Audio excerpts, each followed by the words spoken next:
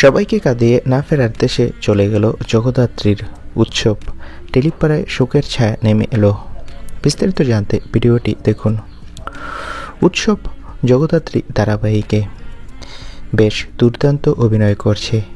একসময় সিরিয়ালের হিরো হওয়ার স্বপ্ন থাকলেও খল চরিত্রে কেন, অবশেষে সে বিষয়ে মুখ খুলেছিলেন অভিনেতা। নিজেকে পর্দার হিরো ভাবলেও বাস্তবে কেন খল চরিত্রে অভিনয় করছেন। খল চরিত্রে অভিনয় নিয়ে টলিউডে একটা ইন্টারভিউ দেয় ছোট পর্দার উৎসব। জানান, আমি সেভাবে ভাবিনি, নেগেটিভ করব না, পজিটিভ করব। তবে হ্যাঁ, হিরো হওয়ার স্বপ্ন তো ছিল আমার। তবে যখন চরিত্রটা পাই সেটা পজিটিভ না নেগেটিভ এত ভাবিনি। তখন মাথায় ছিল এত বড় সুযোগ পেয়েছি, তখন যত রকমভাবে প্রচেষ্টা করেছি এগিয়ে নিয়ে যাওয়ার জন্য। তবে খুব শীঘ্রই নাকি জগদ্ধাত্রী ধারাবাহিকে আসছে বিরাট বড় ধামাকা।